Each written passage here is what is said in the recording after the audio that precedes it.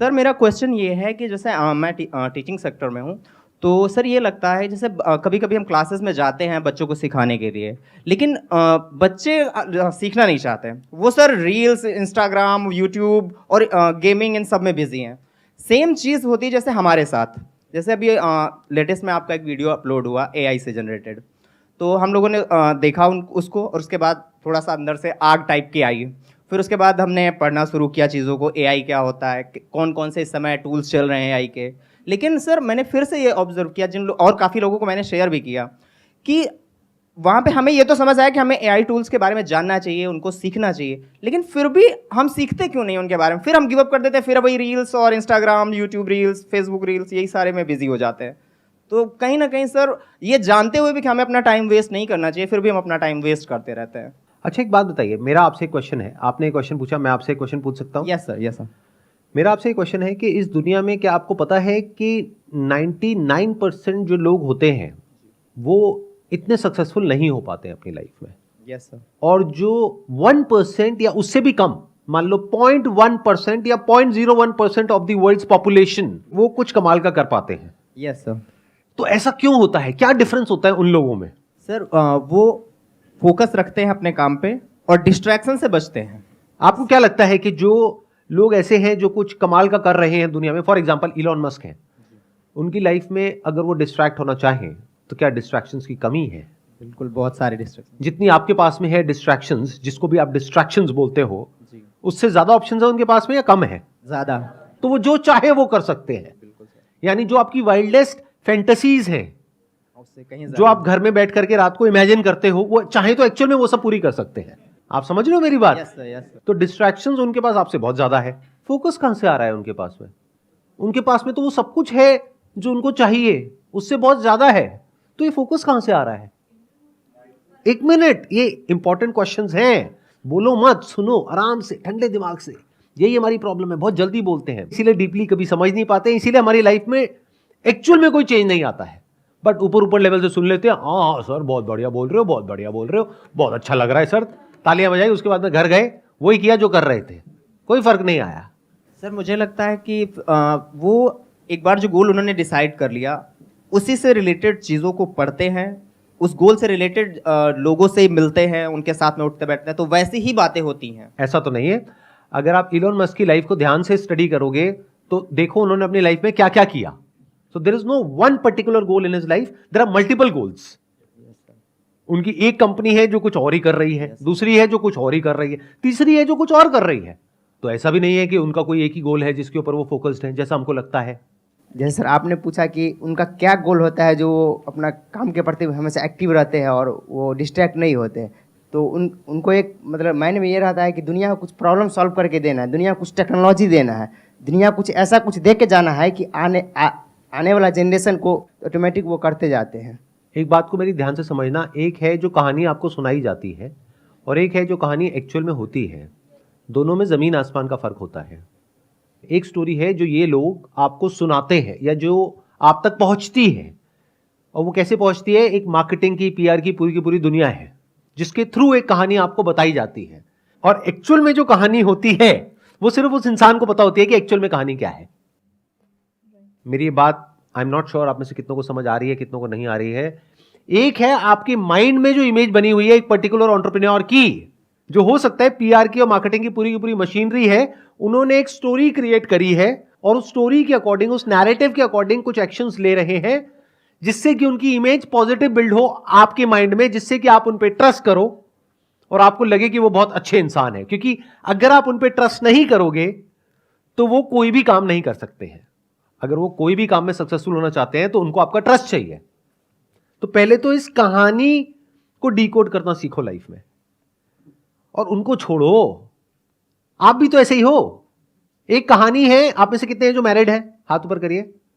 तो एक कहानी है जो आप अपने हस्बैंड को या वाइफ को सुनाते हैं, और एक कहानी है जो एक्चुअल में आपके अंदर चलती है। दोनों में फर्क है या नहीं है? हर इंसान का एक होता है एक्चुअल मोटिवेशन, वो अगर उसने आपको बता दिया तो आपको उस इंसान से नफरत हो जाएगी। तो एक है उसकी रियल मोटिवेशन, एक है जो वो प्रोजेक्ट कर रहा है। मेरी बात समझ नहीं आने वाली, 99% लोगों को नहीं आने वाली। क्यों? क्योंकि ऐसे ऐसे लोग हैं जिनके बारे में मैं बात कर रहा होता हूं अपनी वीडियोस में कि ये लोग एक नंबर के चोर हैं, फ्रॉड है, घटिया हैं, और नीचे कमेंट में जाकर के लोग मेरे नाम को उनके नाम के साथ में जोड़ करके कहते हैं बस यही 5 लोग सही हैं,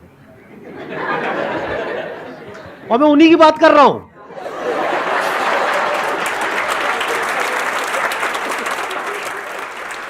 चलो आपको बड़े सिंपल तरीके से बोलता हूं, अगर अभी भी नहीं समझ पाए तो भगवान ही आपका मालिक है। मैं उन लोगों के नाम नहीं ले सकता क्योंकि बहुत बड़ी कंट्रोवर्सी हो जाएगी, बट द पॉइंट इज ऐसे लोग जो आपके माइंड में आते हैं 5-10 लोग जो आप कहते हो अरे ये बहुत बढ़िया है, ये बहुत बढ़िया है, ये बहुत बढ़िया है, ये बहुत बढ़िया है, there is a strong possibility उसमें से 99% बहुत ही घटिया लोग हैं अंदर से। अगर उनके एक्शंस को देखोगे, उनके वर्ड्स को नहीं देखोगे तो आपको समझ आना चाहिए एक इंसान किस तरीके से एक्ट कर रहा है, यानी उसके एक्शंस को डिकोड करना पड़ेगा, और जो वो बोल रहा है उसमें देखना पड़ेगा कि क्या कॉन्ट्रडिक्शन है। तब आपको समझ आएगा कि कौन असली है कौन नकली है।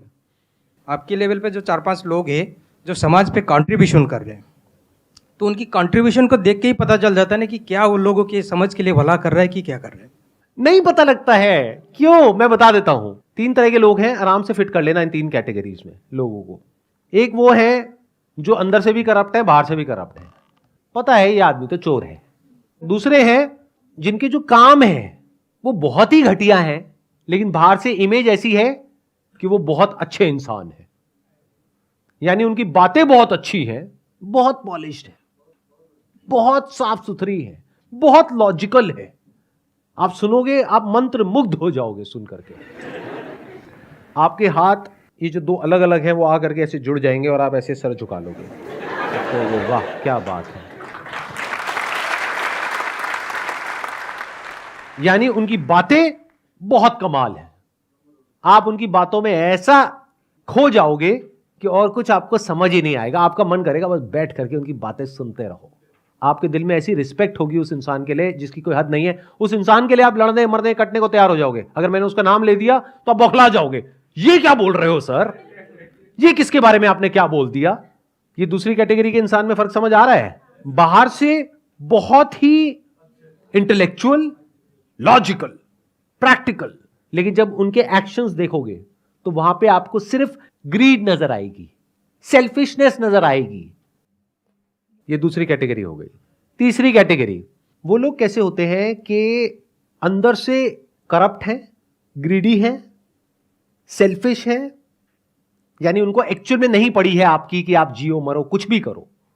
बाहर से अपनी एक ऐसी इमेज बना दी कि मैं बहुत अच्छा इंसान हूं, फिर उस इमेज को एनकैश किया, और अगर आज उनके पास में 10 करोड़ है तो अगले 3 साल में उनके पास में 100 करोड़ आ गया, 1000 करोड़ आ गया, और उस 1000 करोड़ में से 10 करोड़ या 20 करोड़ वापस से रोटेट कर दिया आप ही लोगों में और अपनी इमेज को और स्ट्रांग कर दिया। कुछ बहुत बड़े लेवल पे गड़बड़ कर रहे हैं, लेकिन कुछ छोटे लेवल पे अच्छा काम कर रहे हैं, उस अच्छे काम को हाईलाइट कर रहे हैं, जो गड़बड़ है उसको छुपा रहे हैं, और दुनिया की नजर में बहुत अच्छे इंसान हैं। दुनिया उनके लिए लड़ने को, मरने को, कटने को तैयार है। चौथी एक कैटेगरी है जहां पर रेयरेस्ट ऑफ रेयर कुछ लोग होते हैं। वो कैसे होते हैं? जो अंदर से भी कुछ बदलाव लेकर के आना चाहते हैं और बाहर से भी कोशिश कर रहे होते हैं, और वहां पर कोई कॉन्फ्लिक्ट नहीं होता है, यानी उनके अंदर की दुनिया और बाहर की दुनिया में कोई फर्क नहीं होता है।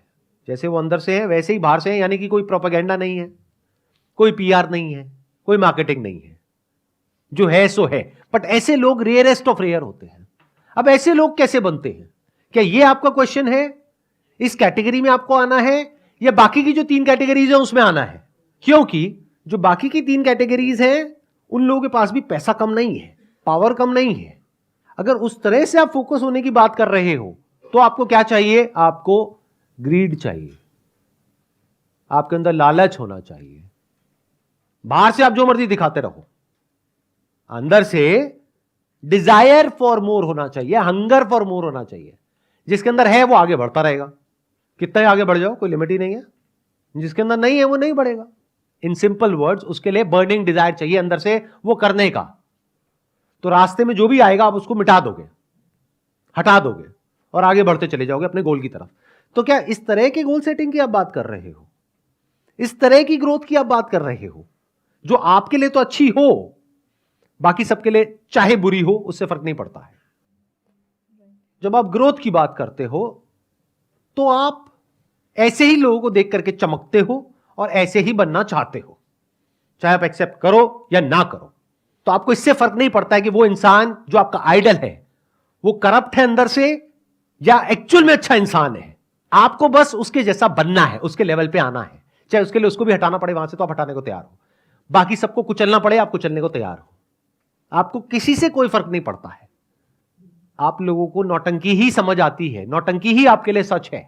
और सच क्या है वो तो आप देख ही नहीं सकते, डाइजेस्ट ही नहीं कर सकते। अगर सच देखते हो तो आपको लगता है कि ये कुछ बहुत ही गलत कर रहा है इंसान। फॉर एग्जाम्पल किसी सेलिब्रिटी की वीडियो देखते हो कि वो कह रहा है कि नहीं मेरे को तुम्हारे साथ में फोटो नहीं खिंचानी है, तो आप क्या कहते हो, कितना एरोगेंट है। जबकि सच यही है, कोई आपके साथ में फोटो नहीं खिंचाना चाहता है। जब नए नए स्टार बनते हैं, नए नए फेमस होते हैं तो बड़ा मजा आता है फोटो खिंचा करके। एक पॉइंट के बाद में जा करके इरिटेटिंग होता है। अब ये कोई नहीं बोलेगा, आप बोल देते हो, लेकिन मैं तो बोलूंगा, मेरे को आपके बाप का कर्जा थोड़ी देना है। मुझे आपसे कुछ चाहिए थोड़ी है। मैं तो बहुत केसेस में मना ही कर देता हूं।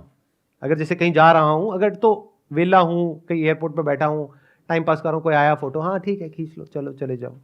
और बहुत बार तो क्या होता है, लोग पहले अपने बच्चे को छोड़ते हैं, खुद नहीं आते हैं, क्योंकि पता है मैं बच्चे को तो मना कर नहीं सकता। तो छोटा सा बच्चा आता है, sir I am your biggest fan.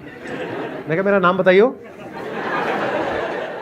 नाम तो नहीं बताया मम्मी पापा ने, बस इतना ही बोलने को कहा था। चल बेटा क्या चाहिए, फोटो खींचनी है, ठीक है आजा खींच ले। उधर से पापा मम्मी झांक रहे होते हैं, आपको भी खींचनी, हाँ हाँ चलो खींचो जाओ। बट अगर ऐसा एक्चुअल लाइफ में आप होते हुए देख लोगे, ये जो लोग एक्सपोज करते हैं लोगों को, मैं तो खुद अपने आप को एक्सपोज कर रहा हूं इस वक्त, क्या मुझे बहुत अच्छा लगता है आप लोगों के साथ में फोटो खिंचा करके? अरे नहीं, बिल्कुल नहीं लगता है। यहां पे हर सेशन में आकर के लोग ये समझते हैं, सोचो मेरे हफ्ते में 2 सेशंस होते हैं, हर सेशन में 200 लोग आते हैं, तो वो किस एक्सपेक्टेशन में आते हैं कि मैं आऊंगा और एक एक के साथ में सेल्फी खिंचाऊंगा। ये आपकी एक्सपेक्टेशन है। क्या ये मेरे टाइम का सही यूटिलाइजेशन है? क्या मैं यहां पे बैठ करके 2 घंटे तक या 4 घंटे तक आप लोगों के साथ में एक एक करके फोटो खिंचाऊं, या अपना कोई और ढंग का काम करूं? चाहे वो इस सेशन से रिलेटेड हो, चाहे मेरे बिजनेस से रिलेटेड हो, चाहे मेरी पर्सनल ग्रोथ से रिलेटेड हो, कुछ भी हो वो करूं, बजाय आपकी ईगो को सेटिस्फाई करने के। क्योंकि आप भी फोटो मेरे लिए नहीं खिंचा रहे हो, इस सच को देख लो। आप इसलिए खिंचा रहे हो क्योंकि आपको अपनी पूरे फ्रेंड सर्कल में, रिलेटिव्स में ये दिखाना है कि अरे देख मैं तो जानता हूं इसको, अरे मैं मिला था, साथ बैठे थे, उसके बाद हमने लंच भी किया था। So I'm not concerned about your desires, as rude as it may sound. I'm concerned about your needs. दोनों में बड़ा फर्क है। डिजायर तो इस पूरी दुनिया में एक भी इंसान के सारे पूरे नहीं करे जा सकते हैं। जो नीड्स है वो सबकी पूरी करी जा सकती है। तो I am working on what is required, what is needed, not what you desire. क्योंकि आपको खुद भी नहीं पता है आप जो दुखी हो अपने डिजायर्स की वजह से ही हो। बट वो एक बहुत बड़ा टॉपिक है, तो अभी हम उसको शुरू नहीं करेंगे, नहीं तो हम कहीं और ही चले जाएंगे। आपके अंदर डिजायर्स भी और फियर्स भी हैं, बट आपके फियर्स आपके डिजायर से बड़े हैं। तो आप अपने एक लेवल पे जाकर के अटक गए हो, क्योंकि अगर उस लेवल को छोड़ा बड़े लेवल के लिए, तो हो सकता है वो लेवल भी हाथ से चला जाए। तो आपके अंदर डर है कि अगर मैं इससे नीचे आ गया तो क्या होगा। तो ये डर आपको आगे बढ़ने नहीं देता है। मतलब जिसके अंदर फियर डिजायर से बहुत ज्यादा है, वो लाइफ में आगे नहीं बढ़ पाएगा, एक लेवल पे आकर के रुक जाएगा। 99% लोग ऐसे ही हैं। बट कुछ लोग ऐसे होते हैं जिनके अंदर डिजायर फियर से बड़ा होता है। They are not afraid to fail, तो they are craving deep within for success, but they are not scared of failure, because they know कि सक्सेस तक पहुंचने के लिए फेलियर से होकर के ही निकलना पड़ेगा। बट ये सारी जो साइकिल है, that is all driven by greed, जिसको आप डिजायर बोलते हो, या फियर। ये 2 तरीके हैं जिस तरीके से पूरी दुनिया जीती है। तीसरा भी एक तरीका है जीने का, that is driven by love. And what is love? To love means to unite with the whole universe. That is the essence of love. Love की शुरुआत होती है जब आपके अंदर ये डिजायर उठता है कि मुझे खुद को जानना है। जब तक इस दुनिया को जानने की भूख है, तब तक you are driven by desire and fear, because इस यूनिवर्स का नेचर ही ऐसा है, या तो ये आपके अंदर लालच पैदा करेगा या फियर्स पैदा करेगा। बट अगर किसी के अंदर ये डिजायर आ गया, चाहे मेरे सेशन देख करके, चाहे यहां से, चाहे वहां से, कहीं से भी, कैसे भी, ये जो लिखा हुआ है डिस्कवर योरसेल्फ, कहीं से डिजायर आ गया, ये पनप गया अंदर, who am I, self inquiry, self understanding. So if you can see that we are all interconnected, interdependent, we are all one whole block, then you're driven by love. And when you are acting out of love, not out of fear or desire, which is self-centric. Desire और fear का basic nature ही यही है, basic structure ये है, it's always self-centric. उसको सिर्फ खुद की पड़ी है. जैसे इंसान को सिर्फ खुद की पड़ी है. एक जंगल है, वहां पर मान लो करोड़ों जानवर हैं. उस पूरे जंगल को 1 मिनट में हम लोग मिटा देंगे अपने फायदे के लिए. तो इस डिजायर की वजह से और फियर की वजह से हम किसी भी हद तक जा सकते हैं, कुछ भी कर सकते हैं. But once you are acting out of love, तो you are free even from this identity of being a human. Then you are just a being, and that is a very different way to live.